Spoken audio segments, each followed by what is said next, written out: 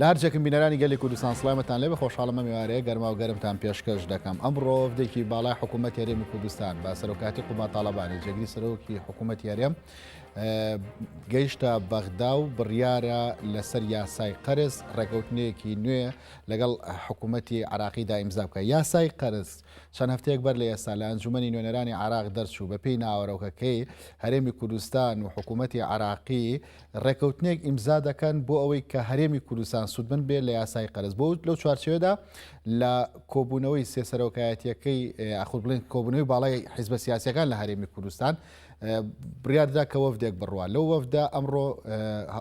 بەڕێز قوبا تاالبانی جێگری سەرۆکی حکوومەتی هەرێمی کوردستان چۆتە بەغدا و لە ئەم ئێوارەوە کۆبوونەوەکانی دەست پێ دەکات بۆ ڕێکەوتنی هەرێمی کوردستان و حکوومەتی عراقی لەسەر یاسای قەرز. ئەمە لە کاتێکدا ئەمڕۆ سەرۆکی حکوومەتی هەرێمی کوردستان لە کۆنگرێکی ڕۆژنامە نووسیدا ئاماژەی بۆ کردووە کە مەرجیش نییە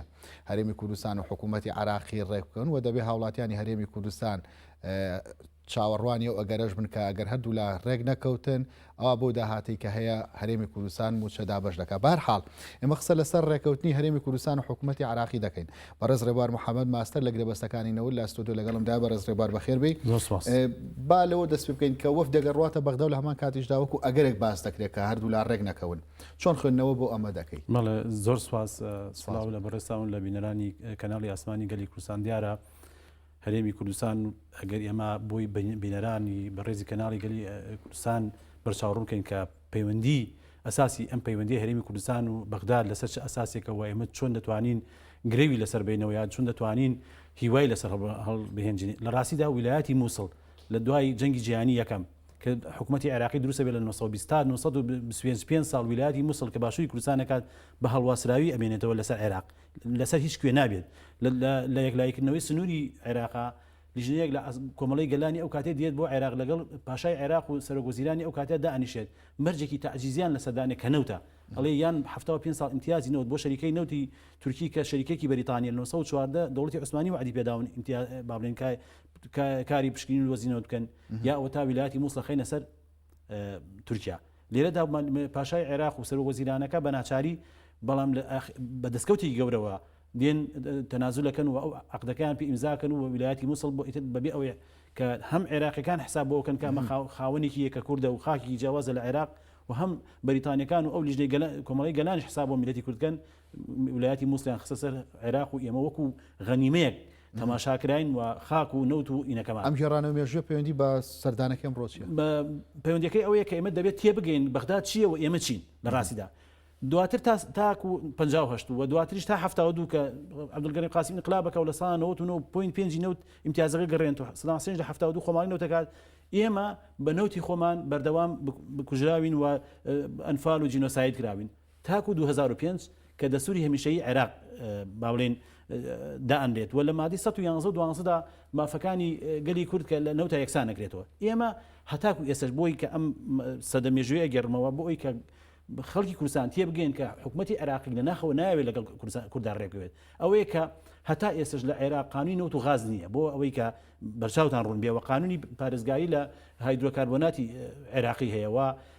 بە ئیمزای سەدام حوسێن کراوە تاکو ئێسش ئەوان وەزیری نەوت کامل دەسەڵاتیە و هیچ اعترافێک بە مادی 111 ناکەن کە هەرێمی کوردستان هاوبەشە لەگەڵیانە و مادەکانی دەسوور کە مادەی 4 9 10 65 102 106 111 12 15 ئەمانە هەر هەمووی تایبەتن بە مافەکانی گەلی کوردستان هیچ مادەیەکی ئامادەن جێبەجێکە. بۆیە ئێمە کە ئەچینە ئەوێ ئەوان ئامادەنی لەسەر ئەساسی دەسوول لەگەڵ ئێمە تەعاونکەن. ئەم جاری بەڕێز کاخوبات ڕۆشتە بۆیە بۆ ئەوی کە ئێمە لەسەر ئەساسی با بڵێن نەوت و گومرگەکان ڕێکەوین کە پەیوەندی مادەی 112 و 114 مادەی 112 دەڵێت لە بەرگەی دۆمیا کە دەبێت یاسای نوت و غازی فیدرالی دەکرێت و مافی گەلی کورد و گەلانی ئەقلیمەکان و محافظەکانی کە لە ئەقلیمێکا ڕێگە نەخراون بە پێی بە شێوەیەکی عەدالەت با بڵێن دابشکرێت ئینەکە بە پێی یاسایەک. ئەم یاسا ئامادە نەبوون لە 2010 جێبەجێکردن مافی کورد دیاریکرد. بۆیە بەوان باوەڕیان بەوە نییە کە کورد مافیە بێت لە نەوتی عێراقا و باوەڕیان بۆ نییە کورد بەشدار بێن و مافا. گومرگەکانیش مادەی 114 کە لە فەقەرەی ئەوە بڵێن یەکەمی ئاڵێت دەبێت بە یاسا هەرێم و بەغداد یاساکی فیدرالی دەرکەن بۆی ئیدارەی گومرگدن. ئەمان ئامادەنین دەسوور جێبەجێکن. بۆی ئێمە دەبێت لە مەملەنێکی تون دابین لەگەڵ ئەمانە لەگەڵیانە بڕۆین تا ئەو کاتی دەتوانین یاسا جێبەجێکن. ئێستا ئەمڕۆ حکوومەتی هەرێمی کوردستان ڕۆشتون بۆ دانوستان لەگەڵ ئەوانەوان پێشتر یاسای با بڵێن قەزیان بە زۆرینە تێپەڕان کە ئەو بەڵگەیەکی گەورێکەوان اعتراف بە ئێمە ناکەن و باوەڕیان بۆ نییە کە شەریک و هاوبەشی ئەوانین و بە ناچاری ئێمە یاساکەمان قبول کردووە کە ئەمڕۆ ڕۆشتون کە لە مادەی حوتیا دەڵێ دەبێت هەرێمی کوردستان بڕێک نەوتی دیایی نەکردووە کە چەنە و بڕێک لە گومرگەکە تەسلیم بکەن لە بەرامبەر ئەو کە قەرزەی کراوە کە حسەی کوردی تیا بدرێت بۆیە ئێمە بە قەنەعەتی من لیژنەی دانوستانکار کە ڕۆشتونەتەوێ و حکوومەتی هەرێمی کوردستان دەبێت لەگەڵ ئەمانە بڕۆن بە شێوەیەکی تەکتیکی بۆی دەستکەوتیان لێوەگرن تا ئەو کاتەی دەتوانن یاسای فیدراڵی یاسا فیدراڵەکان دەرکەن کە لەسەر نەوت و غازە و هەروەها لەسەر گومرگە دەبێت یعنی لەسەر ئاسی عێراق پێم وایە ینی بە قەنەعەتی من دەبێت هەرێمی کوردستان دوو جۆر پلانی بێ پلانێکی خێرای هەبێ و پلانێکی دوورمەوداشیە بێ لە پلانە خێراکە لەسەر ئاسی عێراق دەبێت لەگەڵ حکوومەتی عێراق ئەوەی کە دەست ئەکەوێت بەدەستی بێن ئەوەی کە ئەکرێت و دەتوانادا بەدەستی بێن ئەوەشی کە ناکرێت ئەوە دەسڵات نییە و بتوانن لە مەودایەکی دوورە یاسای فیدراڵیەکان دەربکەن و مافی کوردین کرد لەسەر ئاسی هەرێمی کوردستان دەبێت حکوومەتی هەرێمی کوردستان پلانە خێراکەی ئەو بێکەی بۆ ئەوی لەگەڵ وەزی ئەمڕۆ ئەو دۆخی کە ئیستا دروست بووە کۆمەڵی هەنگاوێک لەوانە بچووکردنەوەی پەیکەری حکوومەتی هەرێمی کوردستان بۆ لەگەڵ بتوانێت ئیدارەدا دوو داوا لە کۆمپانیا نەوتیەکان بکات کە با بڵێن بەڵام بەڕێزەکانی مەبەستەکەی من ئەو بوو ئەنی لەگەڵ سەردانەکەی جەگری سەرۆکی حکوومەت کە سەرۆکی وەفدی دانوستانکارە بۆ بەغدا ئەم لێدوانەی سەرۆکی حکوومەت جۆرێک لە نیگەرانی لە لای هاوڵاتیانی هەرێمی کوردستان دروست کردەوە کە جارێکی دیکە هەرێمی کوردستان و حکوومەتی عراقی ڕێک ناکەون بەڵێ تۆ کەچی وە دانوستان هەمیشە ئەبێ ئەوەی کە ئەوەندەی گەشتبینی بۆی ڕێکەوی ئەبێ حساباتی ئەوشەی کە ڕێک ناکەویت دیارە ئەوان بۆ ڕێکەوتنەکە ئەوەندە قورسە لەسەر یاسای قەرزت کە یاساکە ماوەی کارپێکردنی 3 مانگە من ئەوەی خوێندنەوەکەم ئەوەیە کە ئەوان بە ئەخڵەتی شۆڤێنی لەگەڵ ئێمە تەعاملەکەن و اعتراف بەبوونی ئێمە ناکەن بە ناچاری لە دەسوورە بەڵێ لەگەڵ ئێمە تەعاملەکەن و نانەوێت بە هیچ شێوەیە لە ڕوانگەی دەستوری و یاسایەوە تەعامل لەگەڵ ئێمە بکەن بەڵکو دەیانەوێت تەعاملێکی کاتبێتە ئەو کاتەی خۆیان بەخۆتە بن و هەموو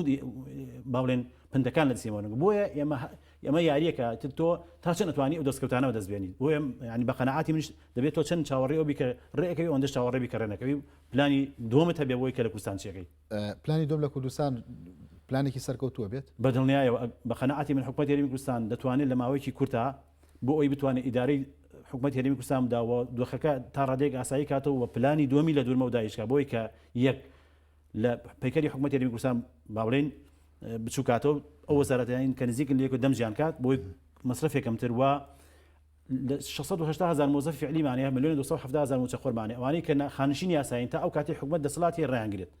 و خاڵێکی تر دەتوانێت کە ئەو مۆزەفانەشی کە با بڵێن فەرمین موچەی ئەسلیان داتێتە ئەو کاتی بڕۆن کارەکەن بۆی حکوومەت توانێت خۆی ڕاگرێت خاڵێکی تر ئەوەیە کە یاسای با بڵێن یاسای چاکسازی جێبەجێکە بۆی کە موچەی پلەباڵەکان کە بکاتەوە ئەوەی تر ئێستا باسم کرد و هەروە لەگەڵ گومرگەکانی داهاتی ناوخۆ هەروەها داهاتی ناوت بۆ پەرلەمانی کوردستان و ڕایگەشتی ئاشکرا بکە بۆی سیقەی خەڵکو و ئێستا حکوومەت لە دۆڵێکە خەڵ لە دۆڵێکە بۆی ئەو متمانە دروست بێتەوە خەڵ تێبگا کە داهاتەکانی کوردستان چەندن و ئەو کاتێ لەسەر لەسەر ڕێکەوتنی هەرێمی کوردستان و حکوومەتی عراقەکانی لە ماوەی نزیکی ساڵێکدا ئەو سەردانانەی کە کراوە بۆ بەغدا هیچ ئەنجامێکی ئەوتۆی هەبووە کە تا چاوەڕوانکەی ئەم سەردانە ئەنجامی هەبێ بەدڵنیاییەوە تا ئەوەی کە حکوومەتی عراقی دەوێت و ئەوەی هەرێم دەوێت تا ئەم دقە بە شێوەیەکی کۆنکریتی نەگەشتوە نەتیجەیە چونکە حکوومەتی هەرێمی کوردستان نایەوێت هەموو دەستکەوتەکانی لە دەستدات و حکوومەتی عراقیش دەوێت هەرێمی کوردستان تەسلیم بێتەوە بە قەنەعەتی من ینی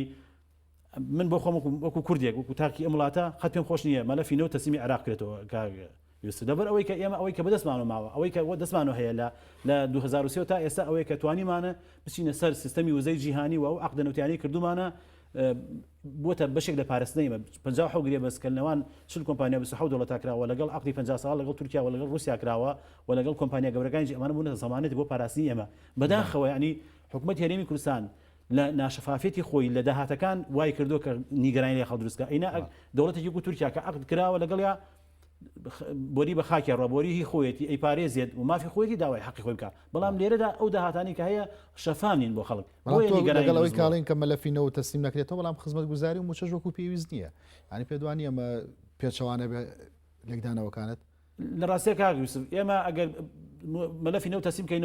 لە مەدایەکی نزیکە هەندێک دەستکەوتی موچەوانەوە دەسەکە بەڵام مەسەلەی کوردستان مەسەلەی موچە نییە ئێمە بودجەی تەشغیلیمانەوە بودجەی وەبەرهێنانیشمانەیە بودجەی تەشغیلی تەنها موچەیتە ئەی بودجەی وەبەرهێنان ئیداری حکوومەتی هەرێمی کوردستان بەچێ دەیت بۆیە تەنها مەسەلەکە لە موچە و لە موچانێ بەڵام مەسەلەی مەلەفی نەوت مەسەلەی چارەنووسی با بڵێن ئایندەی هەرێمی کوردستانە ئێمە ئەگەر بێت و ئابوووریکی سەر بە خۆمان نەبێت خاوەنی ئابوووریکی خۆمان نبین ناتوانین ئیداری حکومەتداری بکەین و ئێمە لە دەستوری 2005 بەخواسی خۆمان لەگەڵ حکومەتی عێراقیان ڕێکەوتینەوە لەسەر کۆمەڵێک مادەی دەستوری ڕێکەوتین ئێستا ئەوان ئامادەنی ئەو مادە دەستوریان جێبەجێکەن بۆی هەرێمی کوردستان ناچار ینی حساباتی وردی خۆی کا بۆی بتوانێت لە ئایندا بەردەوام بێت ناچار لەسەر چی ئێمە تا ئێساش هەرێمی کوردستان بەشێکە لە عراقی فیدرال و بەغدا ناوەندی بڕیارە تا ئێساش بۆ عراقیەکان ینی ناکرێت ڕێکەوتنەکە بەها بێت جۆرێک لە متمانەی تیاابێ لەگەڵیاندا بە دڵیان بەڵام ئەوان ئامادەنی مادەکانی دەسوور جێبەجەکەن من وەکو باس کە دەبێ بەپێی مادەی 112 مادەی 112 بەرگەی دووەمی دەڵێت یاسای نەوتی فیدرالی ئەبێ دەرکرێت لە پەرلەمانی عێراقەوە ئەوان تا ئێستا ئامادەنین لە 2010 تا ئەو پرۆژە ڕەشنووسە یاسایان ئامادە کرد کە هیچ حساباتێکی تیانە بووە کورد بۆیە کورد بە ناچاری ڕەتی کردەوە و داوای گومرگەکەن ئامادەنی مادەی 114 فەرعی بەڵێن بەرگەی یەکەم جێبەجێکن کە دەبێت یاسای فیدرالی بۆ دەرکرێت چۆنی عنی تۆ بە چ متمانێک چی لەگەڵوانان ڕێکردی ئەنجا ئیتیفاق شتێکە کای دوو لایەن هەڵەسن پێی هەر لایەک بە ئارەزوی کرد باڵێن سەح بەکالی ئێستا ئەم ئیتیفاقی کە ئەکرێ لە بەغا ئەگەر سەریش بگرێت هەر دەقەی حکومەتی عێراقی بێوێت باڵێن ئیسیحاب بەکالێ و تۆ دەستی لە بنی هەوانەکەەوە دەرەچێت بەڵام بۆ معاهدات بێت یا قانون بێت ناتوانێت پاش لە 2014 تا ئێستا هەرێمی کوردستان زیاتر پابند نەبووە حکومەتی عراقی پابند نەبوو بە جێبەجێکردنی ڕێکەوتنەکان دیارە ئەوەی کە هەرێمی کوردستان کردی لە 2014 نەتیجەی ڕابردوو بوو نەتیجەی بێئەمەلی خەڵکی کوردستان و حکومەتی هەرێمی کوردستان بۆ لەوەی کە دەوڵەتی عێراقی تازە ئامادە نییە ما بڵێن مادەکانی دەسوور ئەوە ئاشکرایە کە مادەی 111 دەستورە مادەی 114 مادەی 140 مادەی پشکی خەڵکی کوردستانە لە باڵێن لە سوپای عێراق هێزە ئەمریکانە و دەستەکانی سربەخۆکان لە عێراق کە چاودێری داهاتەکانی عێراقن و بێکسانیدا بەشێکن و هیچی دروست نەکراوە و ئەنجومەنی ئیتیحادی دروست نەکراوە یعنی خۆ ئەو هەر ئەوە نییە کە ئێمە مەسەلەی گومرگ و نەوت بێت هەموو ئەو مادە دەستوریانی پەیوەندی بە کورد و لە بەرژەوەندی کوردن ئەوان ئامادەنین هیچ خاڵێکیان جێبەجێکن بەداخەوە ئەو ئەندام پەرلەمانەی کە لە کوردستان لە بەغدا و هی کوردستانن کە کۆمەڵی مادەی دەستوری گرنگ پەیوەندی بە شارەنووسی مافی کوردەوە دەبێت یاسای بۆ دەرکرێەوە مافی کوردی دیاریکرێت ئەوان خۆیان شاردۆ لێو دێن لەوێەوە لەباتی ئەوەی شەڕی کورد بکەن لەوێەوە شەڕ دژی ملەتەکەی خوان و حکومەتی خوانەکەن بەداخەوە ینی ئەو هەموو مادە دەستوریی کە پێویستە ئەوان مادەی 140 مادەی 111 114 مادەکانی ئەوەی هەیئەتەکانە ئەنجومەنی ئیتیحادیە زمانی کوردیە لە دراوی عێراقیە بەشی کوردە لە جێش و هێزە ئەمریکانە هەموو ئەو مادانی کە پێویستە مافەکانی هەرێمە لە بودجێ عێراق پشکی هەرێمە لە دەستوری عێراق و لەو مافە دەستوریانەی کە هەیە لە عێراق بەڵام ئەوان ئامادەنی شەڕی ئەو خەڵکە بکەن دێن لێوە شەڕی دژاتی ئەو دەستکەوتانەشی کە بەدی هێنراون دەیانێت جارە تەسلیمی عێراقیکەنەوە بەداخەوەنەوە بەڕاستی نیگەران لیان زۆر باشە بەڵام ئەگەر ئەم ڕێکەوتنە گەر بکرێت هەر کاتێک بێت کە وەفدەکە بە سەرۆکاتی قوبا تاڵەبانی جێگری سەرۆکی حکوومەت لە بەغدایە وەکو ئازارشکێنێک تەماشاکرێ بناغەیە بۆ بودجەی 2021 کەواتاوی کە لە زمانە گشتەکە پێدەوتێت شەڕەکە لەسەر بودجەی 21 نەک یعنی تەنها ڕێکەوتنەکە ئەتوانە بێتە بناغەیەک بۆ ڕێکەوتنێکی گشتی تەنانەت بۆ ساڵێکیش بێت بەدڵنیایە ئەگەر ئەمان لە ئێستا ڕێکەون لەسەر ئەوەی کە ئەم باڵێن مادەی حەوت لەم یاسا ئەڵێ بڕێک نەوت و بڕێک لە گومرگە دیایی نەکردووە کە وەکوەوەی ساڵانی پێش بڵێ 250,000 بەرمیل ئەگەر لەما تەفەهۆم بکرێت ڕێکەوت بکرێت دەتوانن بۆ بودجەی 2021 ڕێکەوتن بکرێت بەڵام ڕێکەوتنەکەی بودجەیش قەنەعاتی من ئەو مەودای درێژ نابێت چونکە بۆکو باسم کرد دەبێت یاسای فیدرالی دەرکرێت بۆ نەوت و غاز و هەروەها بۆ گومرگیش تا یاسا دەرنەکرێت هەر ڕێکەوتنێک بکرێت ڕێکەوتنێکی کاتێ بێ و یعنی هەموو ساڵێک هەمان کێشە دووبارە بێتە بۆ خەڵکی کوردستان و دەبێت بکەوتە ملوانێکەوە لەگەڵ ئەوەش ئەو ڕووداوانەی کە لە جیهان ڕۆدەن هەمووی کاریگەری ڕاستەخۆ لەسەر ژیان و گوزەرانی خەڵکی کوردستانەکەن ئاماژت بۆدا کە مەلەفی نەوت تەسلیم نەکرێتەوە بە عێراق بەڵام ئەگەر بەشێک لە نەوتی هەرێمی کوردستان لەگەڵ سۆمۆیە ڕێکەوتنی لەسەر بکرێ و بفرۆشێت و بودجێ هەرێمی کوردستان بنێردێت مانای تەسلیمکردنەوە گرێتەوە نەخێر مش قەنەعاتم وایە سەرتا باسیەوەم کرد کە دەبێت ئێمە دوو بە دوو لەسەر دوو ئاس لەگەڵ حکومەتی عێراق کارگەین ئاسێکی ئیتیفاقی بەوەی کە بتوانین لەم وەزعی کە هەرێمی کوردستان دۆخێکی سەختی هەیە بتوانین هەرچی دەستکەوتێک بمان بەدەستێ بیهێنین بۆ خەڵکی خۆمان و لە مەدایەکی تریشا بتوانین یاسا فیدرالیەکان ئەگەر هاتنە پێشەوە ئێمە بتوانین یاسای فیدرالی دەرکەین و داهاتەکانی خۆمان لەگەڵ عێراقا ڕێخێنە و کاتێک یاسا دەرکرا ئێمە هیچ کێشێکمان ناوێگەر مەلەفەکە شتێک هەڵکرێتەوە بەڵام بەبێ دەرکردنی یاسای فیدرالی ئێمە هەر مەلەفی نەوت تەسلیمی عێراقینەوە بەڕاستی دەستمان بنی هەوانەکە دەرەچێت و خەڵی کوردستان لە ئایندەدا دەبێت جارێتتر بگەڕێتەوە زمانی کاتاگەر و ڕێکەوتنە بکرێ بابەتێکی یاساییە جۆرێک نیە لە تەسلیم بوونی هەرێمی کوردستان نەخێر دەستکەوتێکی با بڵێن کاتیە دەستکەوتێکی هەمیشەنیە بەڵام دەستکەوتێکی کاتی و دەتوانێت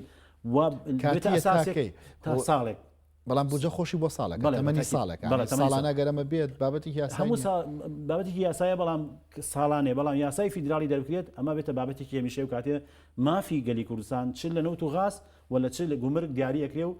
هەموو ساڵێک لە کاتی خۆیان بەبێ کێشە و ململانێ یاسای میزانی عێراق دەرەکرێت لە ناو عێراقدا لە بەغدا تێڕوانینی ئیجابیش نییە بۆ هەرێمی کوردستان ینی پێتان وایە هەر لە ناو بەغداشە تێڕوانینێکی شۆڤینیانە هەبێ بەرامبەر بە هەرێمی کوردستان کە ڕێکەوتنیان لەگەڵاتێک بدەن بەدڵنیایەوە ئەگەر ئەوان پیان بکرێت ینی قوارەی هەرێمی کوردستانیش ناهێنەوە ئەمە تازەترین شت کە موامەرەیان لێکردین ئەوەیە کە دەرکردنی یاسای قەرزەکەی حسابێکیان بۆ ئێمە نەکرد و گویان لێ نەگرتین بە زۆرینە کەمینە یاساکەیان دەکرد بۆیە ئەگەر ئەوان پیان بکرێت 10 ساڵیان نەبێت لە هیچ شتێک حساب بۆ کورد ناکەن و بە زۆرینە هەموو شتێک تێپەڕێن ئەگەر یاسای فیدرالیەکان بە زۆرینە و کەمینە تێپەڕێنرانە وەختە چی ئەخدەی ئەبێ ئەو لە دەسوورا دەڵێت ئەبێ بە یاسا ئەم کارە بکرێ و بەڕێکەوتن بێکە بچووکە مافی با بڵێن مادەکانی دەسووری مادە 111 دەڵێت نەوت وزەی عێراق هی هەموو گەلانی عێراقش بە کوردە و کاتێک کورد و عەرەبێکسانن و مادەی 112 دەڵێت دەبێ یاسای بۆ دەرکرێت باشە ئەو کاتی ئەوان ناتوان ئەگەر بیان توانایە ئەوەی مادەی 111 دەسوورە مادەی 114 کە دەساتە هاوبەشەکان ئاماژەی پێکراوە ناتوان بێن هەرێمی کوردستان با بڵێن داگیرکەنەوە و بێن نەوت و غاز سەربەخۆ خۆیان ئیدارەی بدەن وە گومرگەکانی ئەوەیە کە ناتوان بێن با بڵێن خاڵە سنوورەکان دەسوور ڕێگان پێ نەداگەر بێت دەسوور ڕێگەی پێدانێ ئەوان زوو بەڕێزەوە لە کۆبوونەوەی دوێنێ سێسەرۆکایەتەکەی عێراق لەگەڵ هێزە سیاسیەکان باس لەوە کراکە کۆبوونەوەی یاخود دیالۆگێکی نیشتیمانی ڕێک بخرێ بۆ نزیکردنەوەی هێزە سیاسیەکانی عێراق پێ دوایە ئەم جۆرە کۆبوونەوەانە نی کاریگەریە بێت لەسەر لێک نزیکبوونەوەی زیاتر لە نێوان هەرێمی کوردستان و حکوومەتی عێراقی و تایبەت کە لە بەیاننامەکەش خۆ ناماژان بۆ داوەکە پرسە هەڵواسراوەکانی نێوان هەردوو لا بە یاسا و دەستوور یەکلا بکرێتەوە من ئەوەندەی تێگەشت بووم لە شۆڤێنێتی عەرب تێگەشتم هەرچی بکەن لەگەڵ ئێمە کاتیە بە قەنەعاتی من ئێستا ئەمە دەتوانین ئەو کارتە بەکاربێنین کە مستەفا کازمی کە با بڵێن لە ناو عێراقا هێزێکی بەقوەتی نییە ئەگەر بێت و باڵانسی کوردی لەگەڵانە بێ و ئەمریکەکانش ئەو ڕاحەقەتە ئەزانن سەرکەوتنی کازمی و ئەجندای جێبەجێکردنی ئەجندای ئەمریکا لە عێراقا بەبێ باڵانسی کورد بەبێ کورد ئەمە با بڵێن ناگاتە ئامانج بۆیە ئەمە کارتێکی باشە بەدەستی کوردەوە کە پشتیوانی کازمی بۆ ئایندە و بۆ هەڵبژاردننی ساڵی داهاتوو بۆ بێ کە مافەک دەسووریەکانی هەرێمی کوردستان لە بوجە میزانێ بە کووردا ئەنج کورد پشتیوانی کات بەبێ ئەوە حەق کوردیش کاتی خۆی بەکاربێنێت